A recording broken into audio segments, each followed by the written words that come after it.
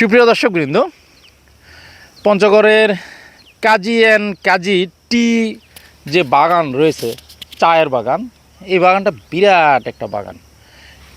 এই চায়ের বাগানটা সমতল জায়গাতে বাগান। এখানে এসে চায়ের বাগান দেখতে আসলাম। আমরা বন্ধুরা সবাই এসেছি। তো এখানে এসে চা যারা কাটে, চায়ের পাতা যারা কাটে, সেই কর্মীদের সাথে আমাদের সাক্ষাৎ হলো, গল্প হলো, অনেক মজার মজার গল্প হলো। তো এখানে আমি শাকসবজির কিছু বীজ বিতরণ করলাম, তাদেরকে দিলাম যে তারা সারাদিন এখানে শ্রম দেয়।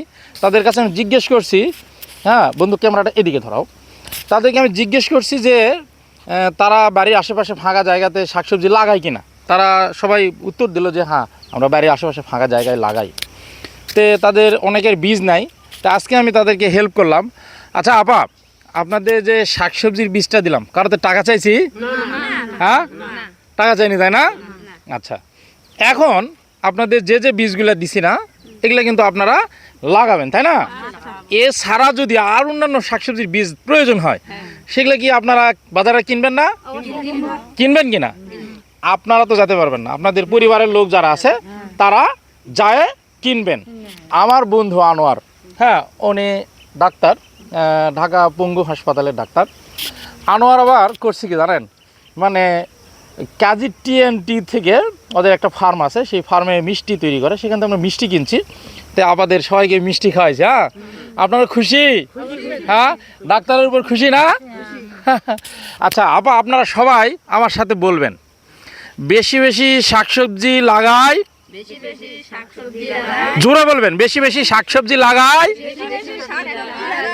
বাজারে দাম কমায়। আচ্ছা, আপনার পঞ্চগড়বাসীর পক্ষ থেকে একটু জোরে বলবেন, বেশি বেশি শাকসবজি লাগাই, বাজারে দাম কমায়।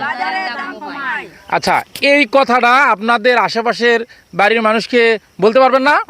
হ্যাঁ, পঞ্চগড়ের মানুষ যদি এই ভিডিওটি দেখে খুশি হবে কিনা? খুশি হবে না? আচ্ছা, পঞ্চগড়ে যারা আছেন, এই ভিডিওটি যদি আপনাদের সামনে যায়, অবশ্যই ভিডিওটি শেয়ার দিয়ে পঞ্চগড় এলাকার মানুষকে জানাবেন যে আমাদের বাড়ির আশেপাশে ফাঁকা জায়গাগুলো কখনোই ফেলে রাখা যাবে না। আপনারা যে কাজ করতেছেন না, এটা একটা ফার্মের কাজ করতেছেন, তাই না? নিজেদের জন্য করা লাগবে না? নিজেদের জন্য করতে হবে না? নিজের বাড়ির খাবারের জন্য করতে হবে না?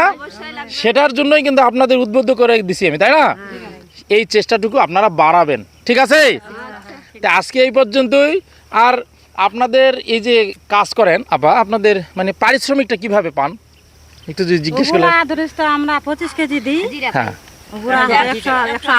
আমাদেরকে হাজিরা দেয় 180 টাকা, 25 কেজি হাজিরা কাটে নিবে। তারপরে যতগুলো পাতা কাটতে পারবো আমরা 4 টাকা কেজি দিবে।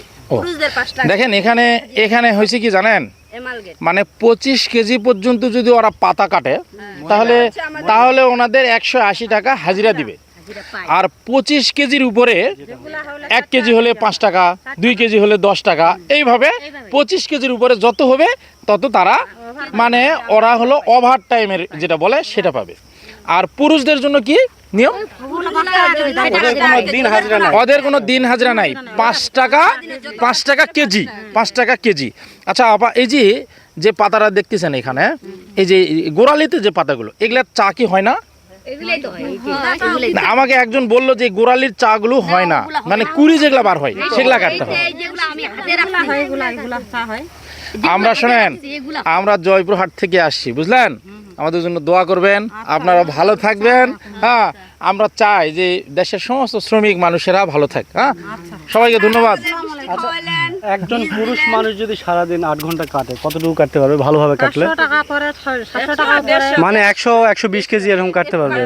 আর মহিলা কতগুলো কাটেন? 80-70 কেজি।